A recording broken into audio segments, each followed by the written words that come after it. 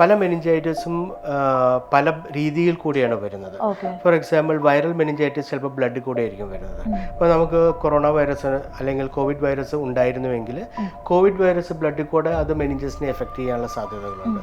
അല്ലെങ്കിൽ herpes simplex അതും ചിലപ്പോൾ ബ്ലഡിൽ കൂടെ വരാനുള്ള സാധ്യതയുണ്ട്. എക്കോ വൈറസ് അങ്ങനത്തെ പല വൈറസുകളും ബ്ലഡിൽ കൂടെ പോകാനുള്ള സാധ്യതകളുണ്ട്. പിന്നെ ചില വൈറസുകൾ ന്യൂറൽ ടിഷ്യൂ കൂടെ പോകും. For example rabies neural tissue കൂടെ പോയിട്ടാണ് എൻകഫലൈറ്റിസ്. ബേസിക്കലി ഒരു ബ്രെയിൻ സ്റ്റെം എൻകഫലൈറ്റിസ് ആണ് റേബീസ് കൊണ്ടുണ്ടാകുന്നത്. അത് ന്യൂറൽ ടിഷ്യൂ കൂടെയാണ് അത് ട്രാവൽ ചെയ്യുന്നത്. ചില ബാക്ടീരിയൽ ഇൻഫെക്ഷൻസ് ബ്ലഡിൽ കൂടെ വരാം. ഫോർ എക്സാമ്പിൾ ന്യൂമോകോക്കൽ മെനിഞ്ചൈറ്റിസ്, അല്ലെങ്കിൽ ചിലപ്പോൾ ഈ സൈനസുകളിൽ ഇൻഫെക്ഷൻ ഉണ്ടെങ്കിൽ, ഫ്രോണ്ടൽ സൈനസ് അല്ലെങ്കിൽ എത്മോയിഡ് സൈനസിൻ്റെ അവിടെ ഇൻഫെക്ഷൻ ഉണ്ടെങ്കിൽ അത് ബ്രെയിനിലേക്ക് നേരിട്ട് പടരാനുള്ള സാധ്യതകളുണ്ട്. Meningoencephalitis by amoeba is also ആ ഒരു രീതിയിൽ കൂടിയാണ് പടരുന്നത്.